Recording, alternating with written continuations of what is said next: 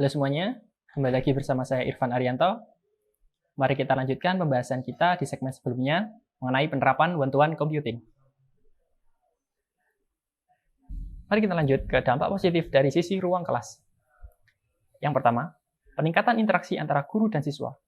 Dengan adanya komputer, siswa yang lebih aktif dan juga akan meningkatkan keterlibatan siswa di dalam proses belajar mengajar di kelas.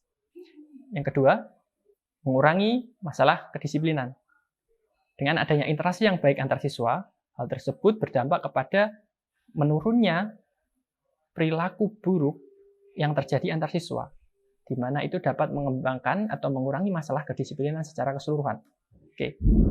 Yang terakhir, yaitu dampak positif adanya one-to-one computing ini pada sisi komunitas atau masyarakat. Yang pertama, teknologi berkontribusi untuk mengurangi ketidaksetaraan sosial pendidikan. Dengan adanya teknologi atau komputer ini, perbedaan status sosial pendidikan antar siswa dapat terkurangi, sehingga semua siswa mendapatkan sumber belajar yang sama. Dampak positif yang kedua dari sisi masyarakat, meningkatkan keterlibatan orang tua di sekolah dan melek teknologi. Dengan adanya teknologi komputer ini, orang tua akan lebih aktif berkomunikasi dengan guru dan untuk memantau anak-anak mereka, seperti melihat kehadiran dan memantau nilai anak-anak mereka. Dampak positif yang terakhir dari sisi komunitas atau masyarakat yaitu meningkatkan inovasi dalam penjualan dan teknologi komputasi rendah biaya. Ternyata dengan adanya one-to-one computing ini, para pelaku industri komputer atau teknologi berlomba-lomba untuk menciptakan teknologi dengan harga yang murah. Sehingga one-to-one computing ini dapat terfasilitasi dengan biaya yang terjangkau. Oke, mari kita pindah ke pembahasan berikutnya, yaitu efek negatif atau tanpa efek dari one-to-one computing. Yang pertama, gangguan. Ada beberapa gangguan yang timbul dari penerapan one-to-one computing ini.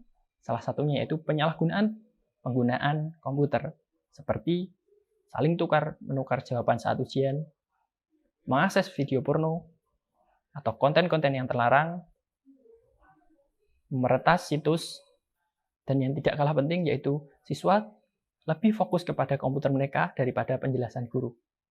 Itu adalah dampak negatif dari penerapan one-to-one computing yang perlu kita atasi. Dampak negatif yang kedua yaitu tidak berpengaruh bagi prestasi akademik. Ada penelitian yang menyatakan bahwa dengan penerapan teknologi atau komputer one-to-one computing ini tidak serta-merta meningkatkan prestasi akademik siswa. Itu tergantung dari bagaimana kita menggunakan teknologi tersebut. Dampak negatif yang ketiga yaitu ketegangan psikologis dan fisik.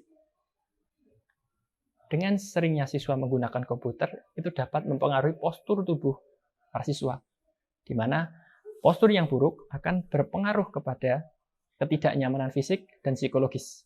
Efek negatif atau tanpa efek yang keempat yaitu ketergantungan yang berlebihan pada komputer. Semakin sering siswa menggunakan komputer, maka akan semakin bergantung pula siswa tersebut kepada komputer, di mana dikhawatirkan mereka akan lupa dengan cara belajar lama seperti membaca buku, menulis, dan juga menurunkan seni berpikir mereka, di mana ketika mereka mempunyai masalah, mereka akan lari dan mencari solusinya di komputer. Itu adalah efek negatif dan tanpa efek dari penerapan one-to-one computing. Sekian pembahasan saya mengenai Educational Service for Learner tentang penerapan one-to-one computing ini. Sampai ketemu dan terima kasih.